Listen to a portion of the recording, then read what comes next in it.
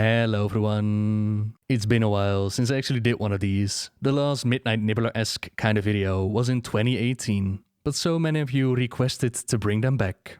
So here we are. For those of you unfamiliar, these videos are meant as bedtime stories, something to just listen to and relax. I slow myself down quite a bit, and in this video I tell you the tale of War of the Shifting Sands, written by Mickey Nielsen. Feedback is definitely appreciated.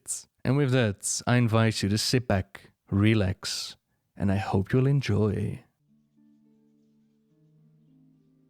The midday sun fixed its unflinching gaze upon the sands of Silithus, bearing mute witness to the multitudes forming ranks outside the scarab wall. It continued its passage, though to the masses gathered below, it seemed as though the orb had stopped to cast down unrelenting waves of heat until the vast armies simply collapsed from exposure. Amid the restless formations, a lone night elf stood in quiet contemplation. Her companions eyed her with admiration, some almost reverence. The others who were gathered, an assortment of representatives from every race in every land in the known world, viewed her with their own racial prejudice. After all, the blood feud between the Night Elves and the likes of Trolls and Tauren dated back centuries. No matter their affiliations, however, all who had come to the battle that day shared one sentiment for the Night Elf: respect. Shiromar was like the sun above, impassive, unwavering, and unflinching. These qualities had served her well in the recent months, providing her with the strength to continue when all seemed lost, when the quest seemed never-ending, and when her companions had simply given up. There had been the Watcher and the Carvers of Time. There was the Bronze Dragon and the Brood Lord and the squirming insect hives. Then there were the Shards and their keepers, the ancient dragons, none of whom would give up their charge easily. Coercion, ingenuity, and sometimes outright violence, all were employed to accomplish the task. And all of this for one item, the item gripped in Shiromar's hands even now, the Scepter of the Shifting Sands, reformed at last after 1,000 years. In the end, all roads had led here, to Silithus and to the gates of the Scarab Wall.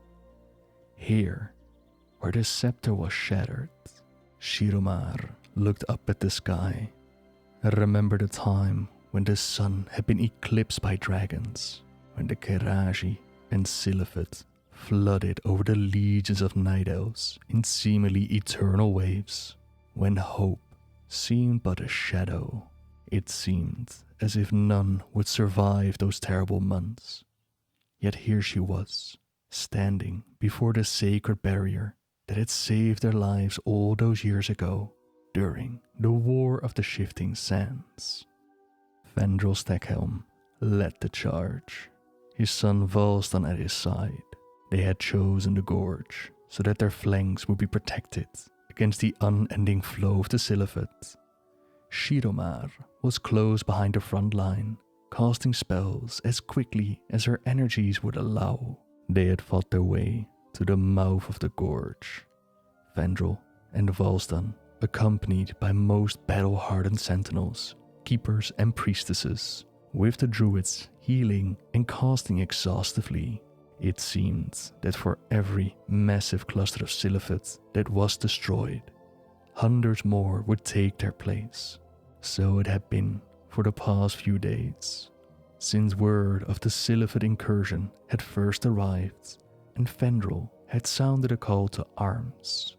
The priestess Shiromar and her companions had all regained enough energy to call upon the grace of Elune simultaneously. They now watched as a blinding column of light obliterated the swarm blocking the gorge terminus. Then a low buzzing sound filled the air. One by one, flying insect creatures, the winged ahn'qiraj, flew over the lip of the gorge and down, striking at the druids in the supporting positions. Fendrel led the front lines from the gorge into the open sands, stepping over the corpse mounds of the Siliphids. The air was alive with the thrumming of the Kiraji as they swooped down and slashed with clawed appendages. Fendrel passed forward to allow the supporting ranks room to spread out. As she looked to a ridge in the distance, Shiromar witnessed swarms of land-bound Kiraji pouring over the crest like ants swarming from a hill. A towering monstrosity lumbered into view, swinging clawed limbs, looming over all, shouting commands to the insect soldiers. Among the chattering and droning of the swarms, one sound seemed to repeat in the presence of the commanding warrior, Rajax, Rajax.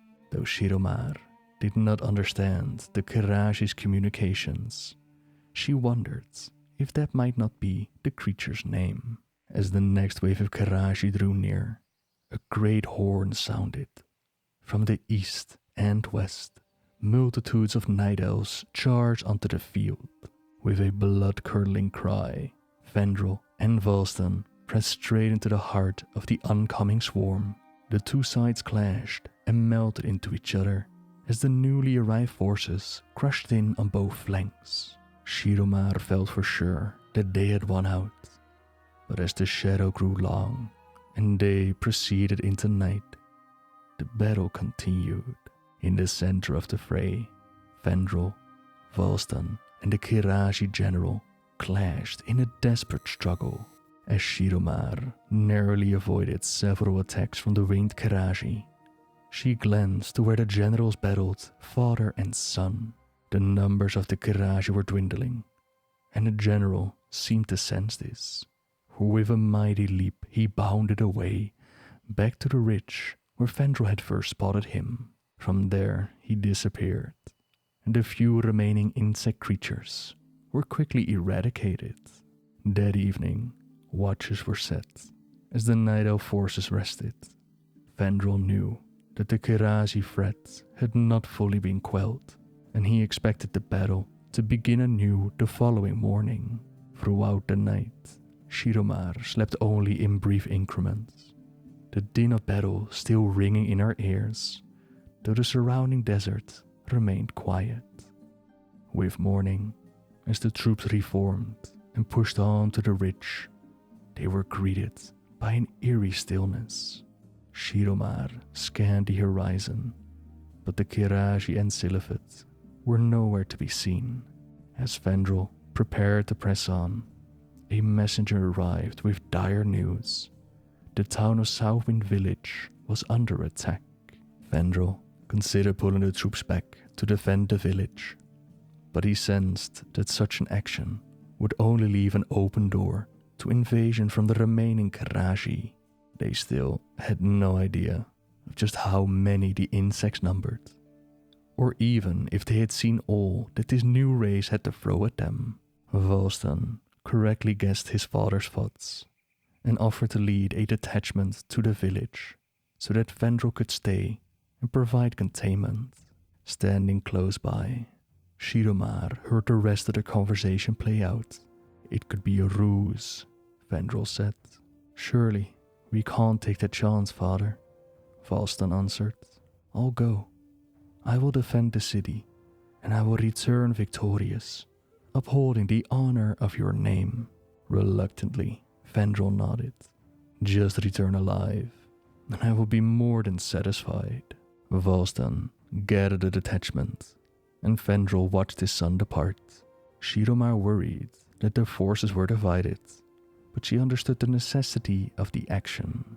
For the next few days, Shiromar and the others battled wave after wave of Siliphids streaming from the hives scattered throughout the land. Still, the Kiraji remained unseen. A feeling of dread began its way under Shiromar's skin. She felt it a bad omen that the Siliphids' masters had not appeared for so long. She worried over the fate of Volstan, and at several points throughout each day, during lulls in the continuous butchering, she spied Fendrel quietly looking back over the horizon, anxiously anticipating his son's return. On the third day, as the noonday sun reached its zenith, the ahn'qiraj appeared, their numbers reinforced. Once again, the buzz of insect wings stirred the air. Once again, interminable multitudes crested the rim of the horizon. They spread out before Fendrel and the others, like the shadow caused by a giant cloud obscuring the sun, and stopped and waited.